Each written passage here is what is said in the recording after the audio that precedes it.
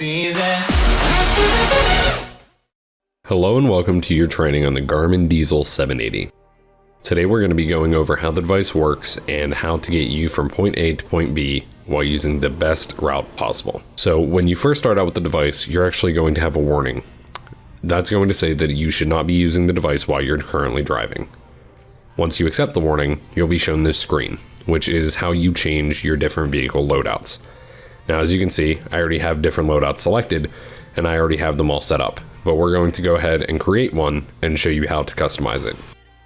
So when you first start, you're going to actually start with this screen where you're going to select your current vehicle. So for all of you, you're going to select tractor. Then in this screen, you're going to select what trailers you have. So if you're setting up a bobtail, you would set up none. If you're setting up a normal load, you'd set up one. And on the weird chance that you're actually hauling more than one trailer, then you're going to do 2, 3, or whatever you need. So for our purposes, we're going to choose 1. The max height is 13.6, max width is 8.6, total length is dependent on which load you're running. So if you're running flatbed, it's 70, and if you're running reefer, it's 75 foot.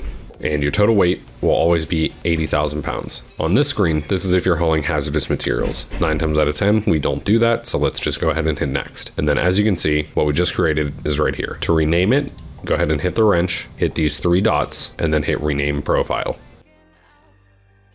Then go ahead and go back, select the profile that you just created. So for our purposes again, it's going to be test. And then this is the warning that you will actually get when you start up the device. Just go ahead and hit agree, and from there it'll take you to the home screen. Once you're here, go ahead and go to where to. You can go ahead and enter your search, and for those of you who drive reefer, you're going to be very, very familiar with the place I'm going to show you. So you have 3 options of ways to find places. The first of which is the easiest, and that is to search for it. Go ahead and type in the place, let it search, and there we go, Great Lakes cheese. So go ahead and select it, and if it's a place that you go more often than not, go ahead and hit the I button and hit save. That will save it to your saved locations. Then just go ahead and hit go, and let it calculate your route. Now for me, it's not going to be able to because I'm inside and it doesn't have a view of the satellites. So it would take forever and I'm not going to do that. But while we are in this screen, I'll show you a couple of things you can do while you're actually in a route. So the first of which is if you want to see all the information about your route, go ahead and tap here where it says speed, and you can see your current vehicle speed, your different trip distances, the time, mile marker, sunset, elevation, and everything else that you could possibly imagine.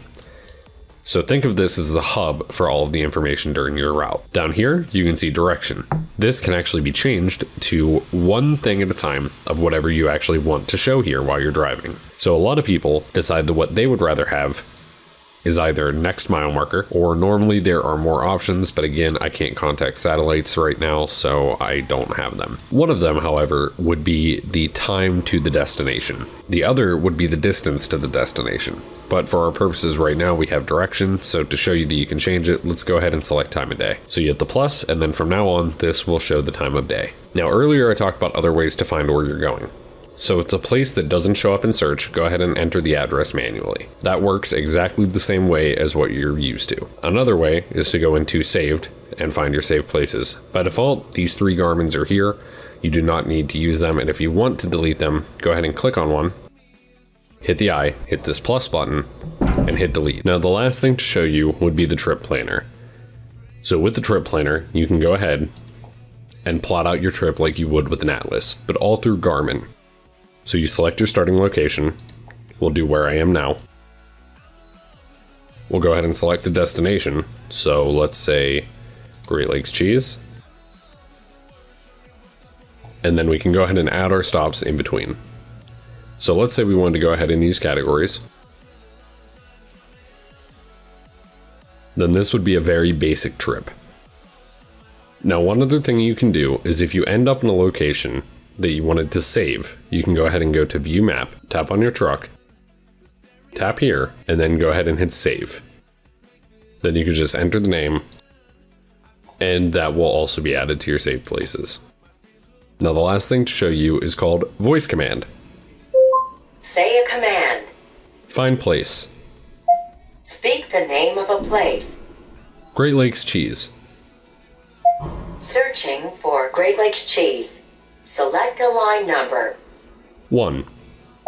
Would you like to begin navigation? No. Select a line number. Back.